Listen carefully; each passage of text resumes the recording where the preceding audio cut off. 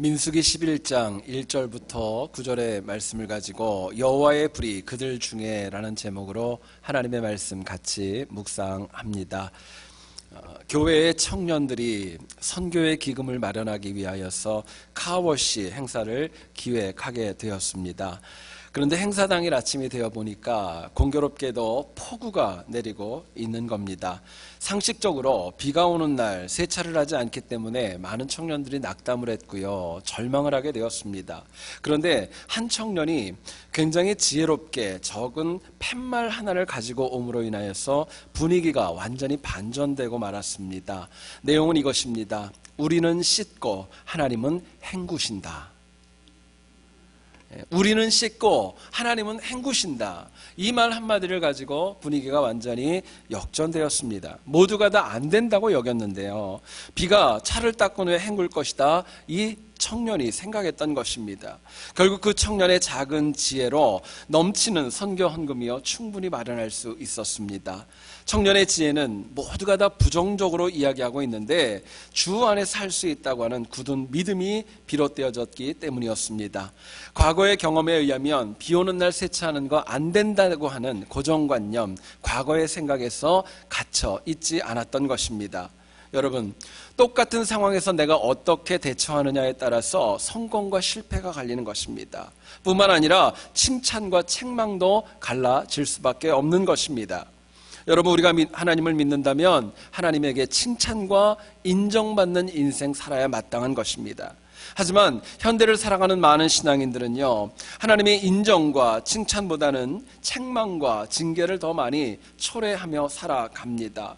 하나님을 믿는다고 하면서도요, 과거에 내가 가지고 있었던 고집과 아집, 고정관념, 거기에 굳게 묶여서 전혀 나를 바꾸려고 하지 않습니다. 뿐만 아니라 굳건했던 신앙이 너무나도 작은 일로 인하여서 흔들리는 그런 적지 않은 문제도 많이 있습니다.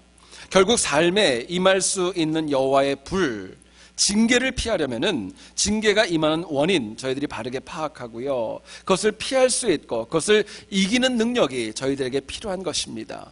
같이 읽은 본문의 내용을 보면 디베랴 광야에서 이스라엘이 하나님에게 또다시 불로 징계를 받습니다. 원인이 두 가지를 이야기하고 있습니다. 하나는요, 하나님을 향하여서 악한 말로 원망하고 말았습니다.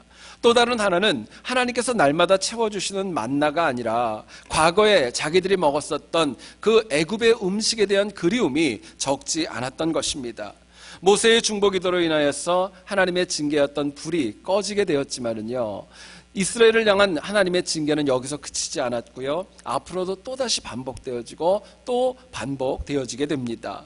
여러분, 우리는 왜 이스라엘이 40년간 이처럼 하나님의 반복적인 징계를 받았는지 주목해야 할 것입니다.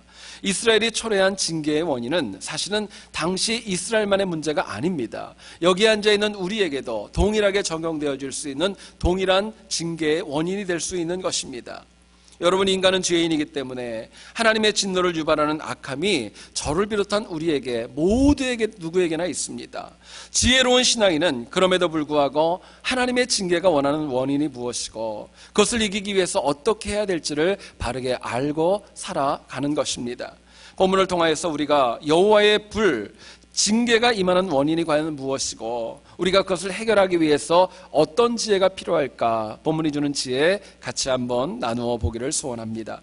첫 번째입니다. 불심판은요, 이스라엘이 굳건한 믿음 위에 서 있지 못했기 때문이었습니다. 굳건한 믿음 위에 서 있지 못하니까 하나님께서 불로 이스라엘 백성들을 징계하신 것입니다. 1절을 보시면은요, 여호와께서 들으시기에 백성이 악한 말로 원망하였다라고 이야기합니다. 이스라엘은 하나님께 집단적으로 반역을 꾀하지 않았습니다. 우상을 만들지도 않았습니다. 하나님을 완전히 거부한 거 아닙니다. 어쩌면 일상생활에서 보편적으로 저희들이 저지를 수 있는 악행인 말로 하나님 앞에 범죄를 했던 것입니다. 근데 문제는 이스라엘이 하나님의 인도 속에 있었지만은요, 하나님을 향한 굳건하고 반석과 같은 믿음이 없었다는 데에 있습니다. 생각해 보시면은요, 만약에 이스라엘이 하나님이 우리를 철저하게 책임지신다고 하는 확신이 있었다면은요, 이처럼 악한 말로 하나님을 원망하지 않았을 겁니다. 또한 본문 4절을 보시면은요, 그들 중에 섞여 사는 다른 인종들이 탐욕을 품었다라고 이야기하고 있습니다. 이스라엘 백성들 출애굽했던 인원을 보면은요, 남성만 60만에 달하는 엄청난 인원입니다. 근데 그 가운데 순수하게 이스라엘만 나온 것이 아니라 다른 인종도 포함되어져 있다고 이야기합니다. 하지만 이들 다른 인종들은요, 이스라엘 전체에 비하게 되면 그렇게 다수는 아니라 적은 부분이었다는 것을 분명하게 이야기합니다. 문제는요, 굳건한 신앙 위에 서지 못하니까 작은 부분의 탐욕에도 미혹되어지고 범죄하고 하나님을 향하여 말로 원망하는 지경까지 가고 말았던 것입니다. 여러분, 신앙인이 모두가 다 각자가 믿음이 있습니다. 다 믿음이 있다고 말하지만은요, 하나님께서 그 믿음을 다 인정하는 것은 분명히 아닙니다. 하나님이 부인하는 믿음도 있고요, 인정하는 믿음도 있고요, 큰 믿음도 있고 작은 믿음도 있는 것입니다. 하나님께서는 굳건하지 못하고 흔들리지는 믿음, 차지도 뜨겁지도 않은 그런 어정쩡한 믿음, 하나님 기뻐하는 거 아닙니다. 그렇다면 질문이 있습니다. 우리가 굳건한 믿음으로 하나님 앞에 인정받으려면, 불이 아니라 굳건한 믿음으로 인정받으려면 과연 무엇이 필요할까? 저희들이 묻게 됩니다. 본문은 저희들에게 이렇게 도전합니다. 작은 악이라도, 조그만 악이라도 저희들이 제거할 때, 조그만 일에 충성할 때 하나님께서 우리를 굳건한 믿음으로 인정해 주시고 인도해 주시는 것입니다. 말로 불평을 했다고 얘기를 하죠. 여러분, 언어는요, 생각과 인격의 표현이지만 내 전인격은 아닙니다. 내 전인격의 일부분이 바로 언어입니다. 출애굽 행렬에 함께했던 다른 인종들 작아 보였지만은요, 이스라엘 전체를 범죄로 이끌어가는 악함이 있었습니다. 여러분, 잘 기억해야 될 것, 굳건한 믿음의 균열은, 깨지는 것은요, 큰 사건이 아니라 작은 사건에서 일어난다는 것입니다. 역으로 굳건한 믿음은요, 작아 보이는 것을 작게 여기지 않고 더 철저하게 지켜나갈 때, 작은 것을 작게 여기지 않고 더 철저할 때, 그때 우리가 굳건한 믿음 잃지 않는 것입니다. 여러분, 작은 문제를 생각해 보시죠. 보기에만 작게 보이죠. 실제로 그 결과와 본질과 과정은요, 절대로 적지 않습니다.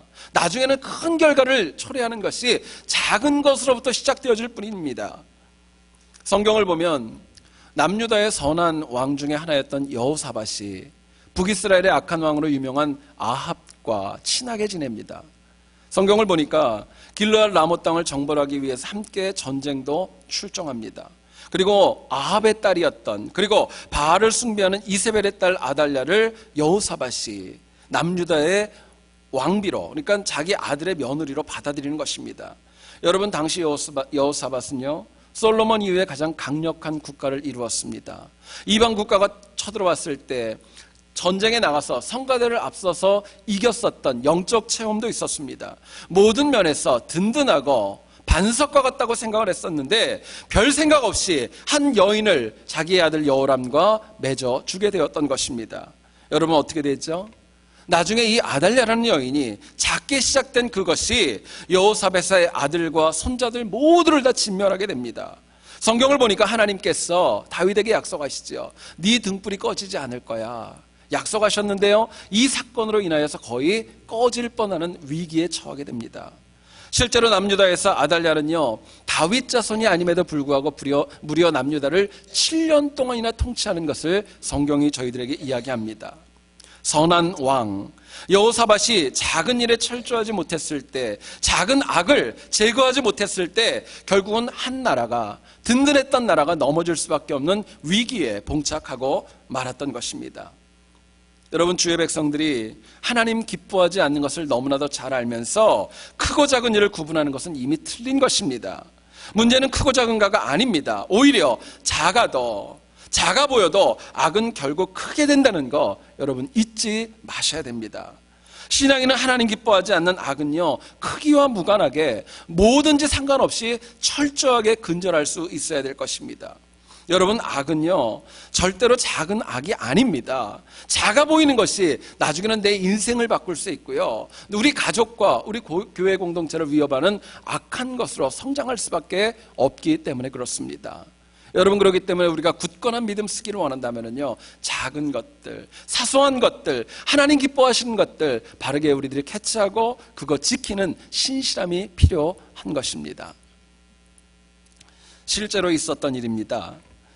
어떤 목사님께서 주일 설교를 하실 때마다 저희 교회 같이 이렇게 정해진 고정되어진 마이크를 사용하지 않고 이게 핀 마이크, 여러분 아실 거예요. 이렇게 얼굴에 그 테이프 붙여가지고 이렇게 하는 그 마이크 있지 않습니까? 그거를 주일마다 열심히 사용을 하시고 말씀을 전하셨습니다. 하루는 전날에 먹은 것이 뭐가 좋지가 않으셨는지 예배 시간이 다 됐고 앞에 섰는데 아랫배가 살살 아파오기 시작을 했던 겁니다. 여러분 어떻게 합니까? 얼마나 당황스러웠겠어요. 근데 도저히 참을 수가 없었던 거예요. 그래서 앞에서 찬송을 한 장 하자고 그러고 급하게 화장실로 직행을 하게 되었습니다. 그리고 볼일을 보고 다시 강대상으로 돌아왔습니다. 근데 여러분들 지금 표정과 같이 교인들이 키득키득 웃고 어떤 분은 쳐다보면서 계속 웃고 도무지 이 목사님이 이해를 하지 못했던 거예요. 여러분 왜 그랬을까요?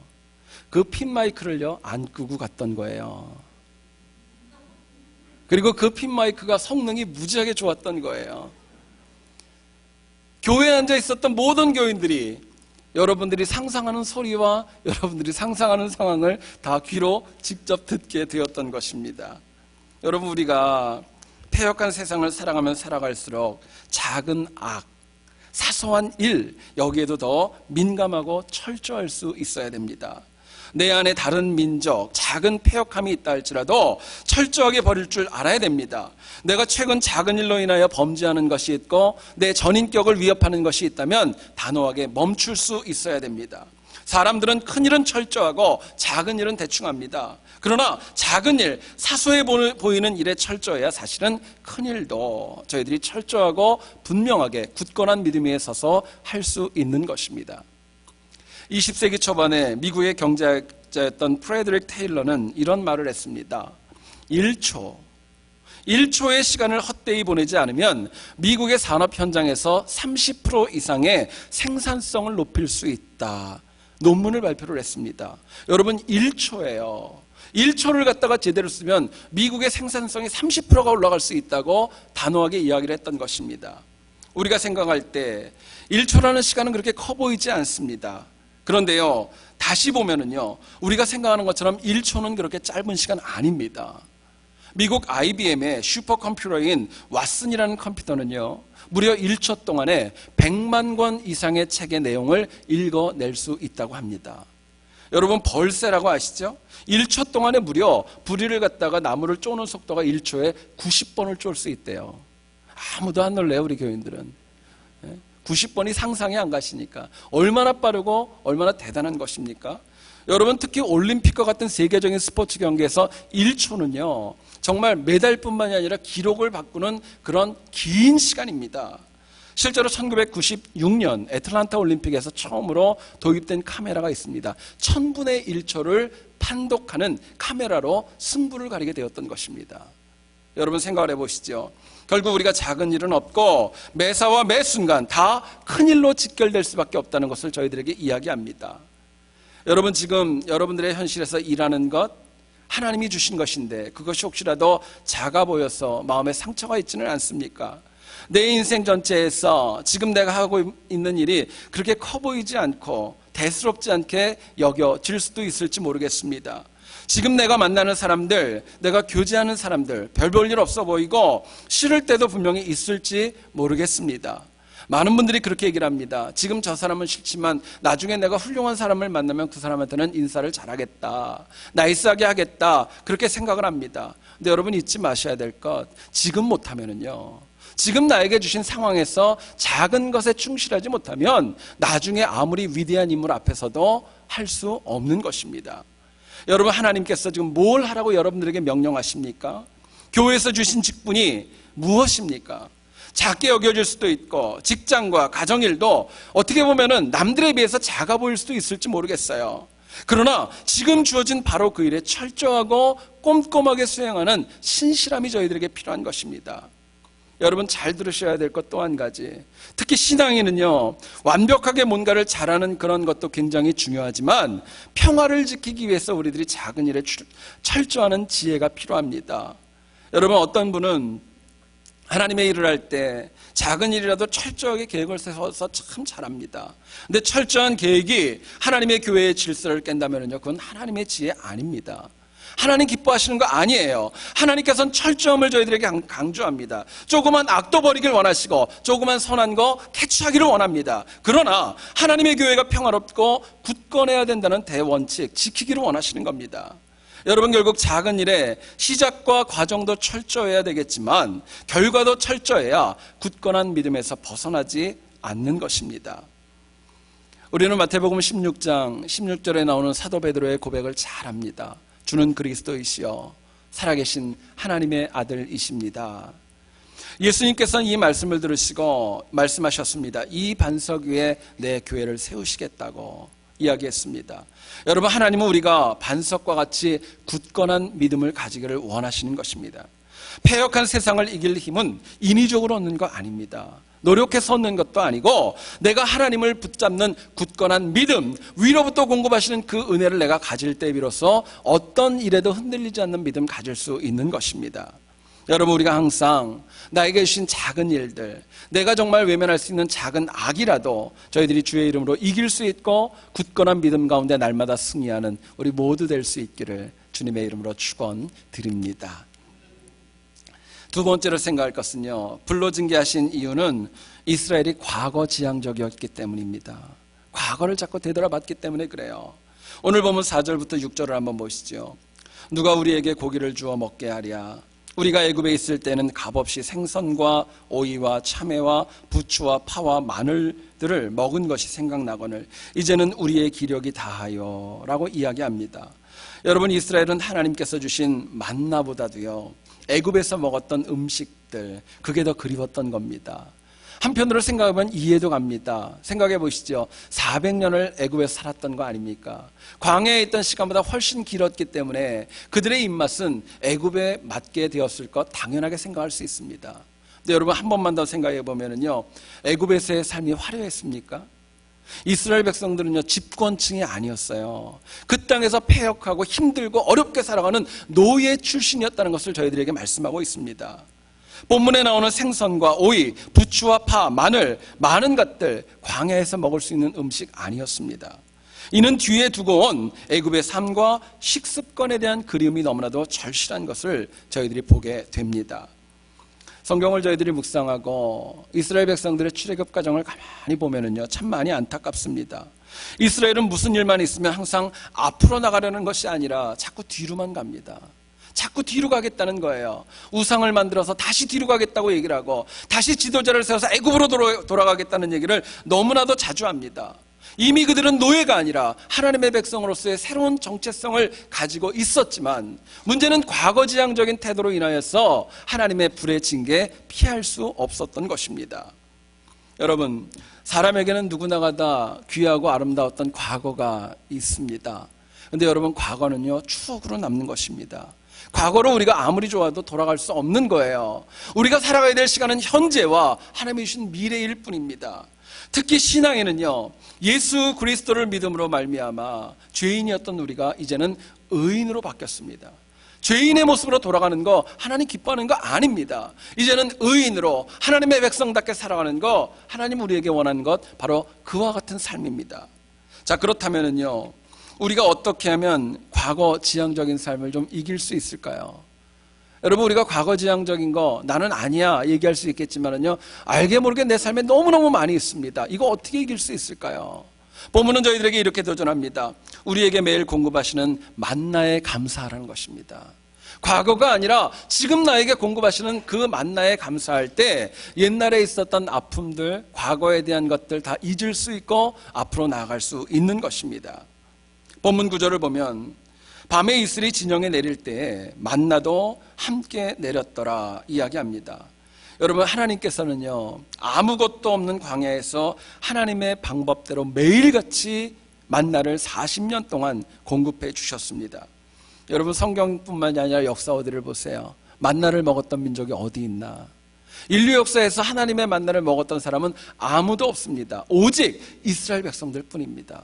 그것도 어렵고 힘들게 여겼던 그 광야에서만 그들은 하나님이 직접 주시는 음식을 그들은 먹을 수 있었던 것입니다. 특별한 은혜입니다. 그러나 애굽에서 먹었던 음식들, 이것은 철저하게 인간적인 음식이고요, 땅의 음식이었었습니다. 문제는 이 이스라엘 백성들이 그럼에도 불구하고 하늘보다 땅의 양식을 사모하면서 범죄하고 말았던 것입니다. 그래서 하나님은 불로 디베라 광야에서 심판하셨습니다.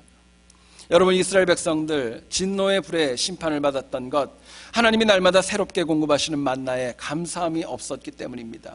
나에게 날마다 주시는 거, 은혜, 그 외에 내가 누리는 모든 것들 감사할 줄 알아야 됩니다. 이스라엘이 필요한 믿음이 있었습니다. 하나님이 지금 나에게 주시는 것이 최고로 좋은 것이다. 지금 이 시간에 나에게 채워주시는 은혜가 가장 복된 것이다. 이 믿음이 그들에게는 없었던 것입니다. 그리고 아무것도 없는 광야에서 하나님이 먹여주시는데, 신발도 주시고 옷도 헤어지지 않고 발이 부르트지도 않는데 여기에 대한 감사가 전혀 없었던 것입니다. 하지만 이스라엘은 유일하게 하나님의 만나를 먹고도 과거만 그리워하고 또 그리워합니다. 여러분, 신앙인은요, 지난 과거를 딛고 일어나야 되고요, 지금 주시는 은혜에 감사할 때 내가 하나님의 징계를 피할 수 있는 것입니다. 인정받는 삶을 살아갈 수 있는 거예요. 고린도후서 12장 7절을 보면 이렇게 얘기를 합니다. 여러 계시를 받은 것이 지극히 크므로 너무 자만하지 않게 하시려고 내 육체의 가시 곧 사단의 사자를 주셨으니 이는 나를 쳐서 너무 자만하지 않게 하려 함이라 이야기합니다. 누구의 이야기죠? 사도 바울의 고백입니다. 바울이 주님을 증거하면서 많은 어려움이 있었다는 거 여러분 아실 거예요. 강의 위험도 있고 강도와 동족의 위험도 있고 매도 많이 맞고 죽을 위험이 정말 말로 표현할 수 없도록 많이 있었습니다. 그런데요, 바울은 그 가운데서도 하나님 앞에 무려 3번이나 간구하는 어려움이 있었습니다. 뭐냐면 육체의 가시가 있다는 거예요. 이것 좀 제거해 달라고 하나님 앞에 간절히 기도합니다. 여러분, 성경을 보세요. 바울이 한 번이라도 내가 당하는 고난 좀 이기게 해주세요 이런 말 없습니다. 강의 위협 좀 덜하게 해주세요 이런 말 없었어요. 무려 3번이나 반복해서 하나님 앞에 내 육체의 가시 좀 없게 해달라고 간절하게 기도했습니다. 많은 주석학자들은요, 사도 바울이 가지고 있었던 육체의 가시를 2가지로 얘기를 합니다. 하나는 안질입니다. 또 다른 하나는 간질병이었다고 합니다.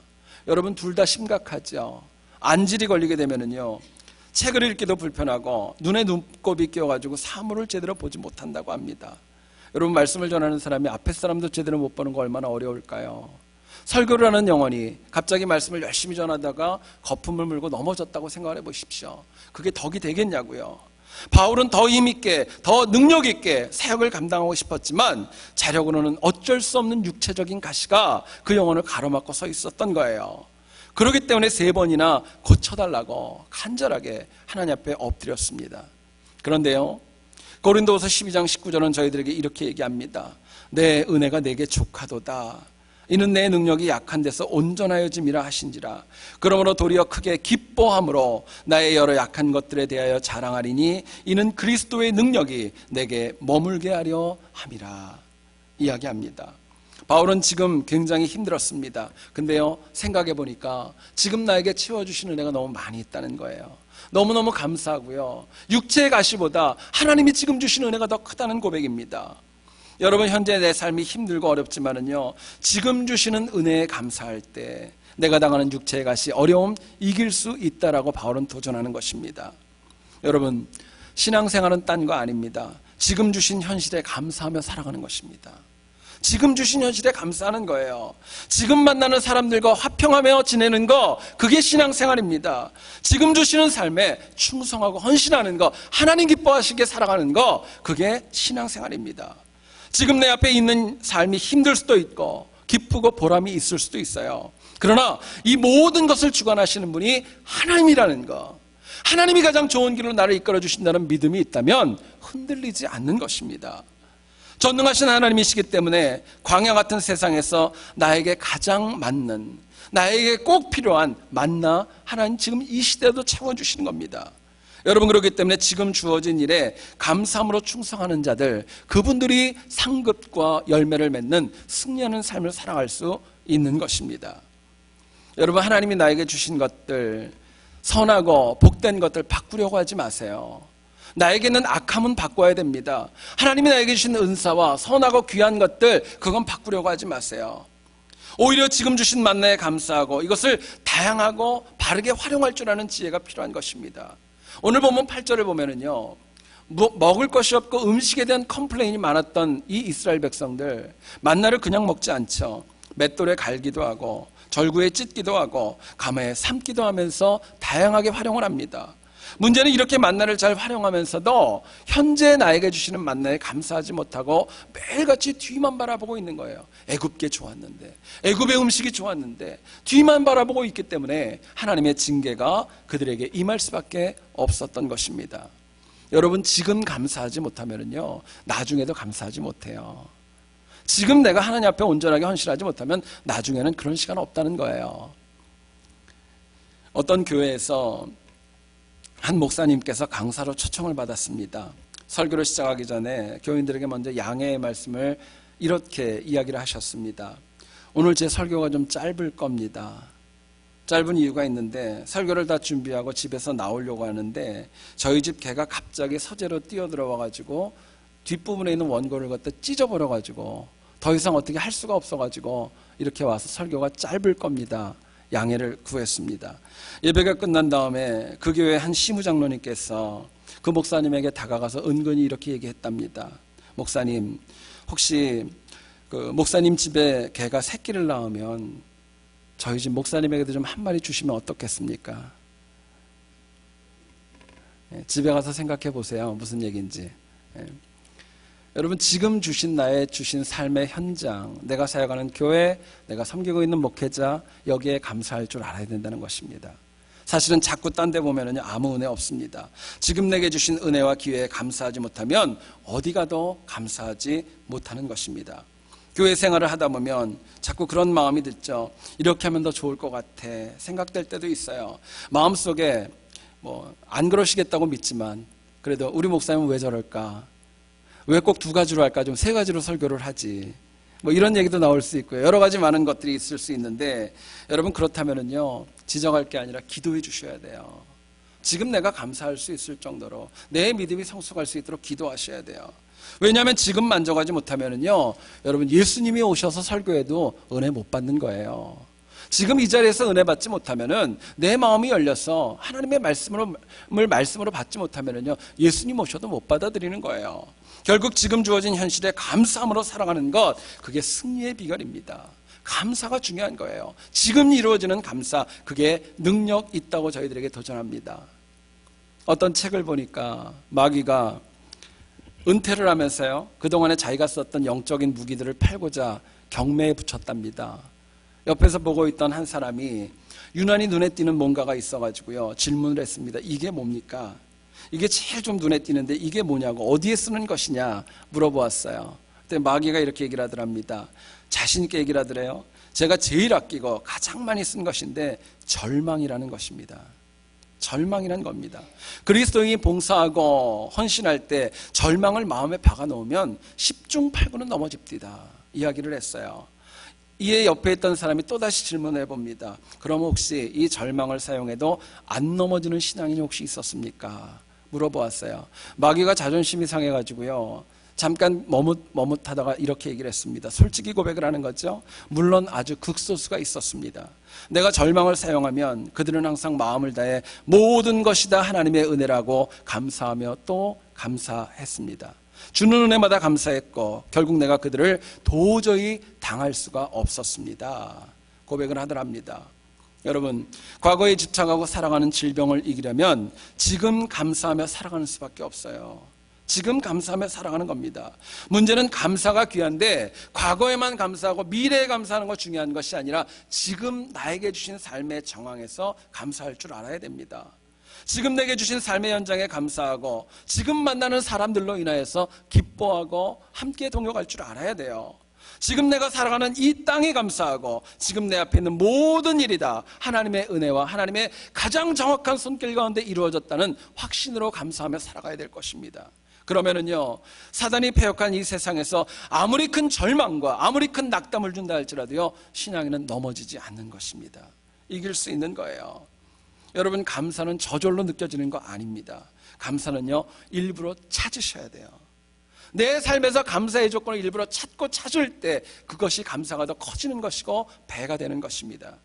과거에도 여기까지 도와주신 에벤에셀의 그 하나님께서 지금도 도와주시고 앞으로도 함께 하신다는 그 임마누엘의 하나님 붙잡고 살아가는 거, 그게 신앙생활입니다. 지금도 내가 알건 모르건 하나님의 은혜가 있어서 우리가 이 시간 살아가는 것입니다. 여러분, 굉장히 중요하죠. 내가 알건 모르건 지금 하나님이 채워주시기 때문에 저희가 호흡할 수 있고 예배 드릴 수 있고 평안한 가운데 하나님 앞에 찬양할 수 있는 것입니다. 여러분, 중요한 것 바로 그것을 알고 살아가는 인생이 지금 감사하며 살아갈 수 있는 거예요. 그럴 때 과거 바라보지 않는 거예요. 그럴 때 불의 징계가 아니라 하나님의 인정과 칭찬받을 수 있는 것입니다.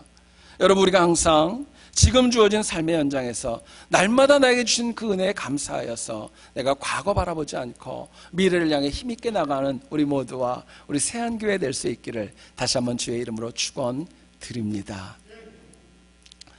마태복음 7장 18절을 보면 이렇게 얘기를 합니다. 좋은 나무가 나쁜 열매를 맺을 수 없고 못된 나무가 아름다운 열매를 맺을 수 없느니라 이야기합니다. 여러분, 모든 일에는 원인이 있습니다. 어느 날 갑자기 뚝 떨어지는 거 없어요. 과정이 있고 결과가 있다면요, 원인이 있는 것입니다. 징계를 받는 원인이 있고 인정을 받는 원인이 있는 것입니다. 여러분, 누가 징계받기 원하겠어요? 나는 하나님의 불의 징계 사모함, 이런 사람 없지 않습니까? 하나님의 인정받고 불의 징계를 피하려면은 작은 악도, 작은 선한 거 철저하게 저희들이 배격할 거 배격하고 붙잡을 거 붙잡으셔서 굳건한 믿음 위에 서야 된다 도전하십니다. 뿐만 아니라 지금 주신 것에 감사하면서 과거 지향적인 삶을 이겨나갈 수 있는 능력과 결단이 필요합니다. 그래서 여기 있는 우리 모두가 다 하나님의 징계가 아닌 칭찬 듣는 승리가 있기를 다시 한번 주의 이름으로 축원드립니다. 우리가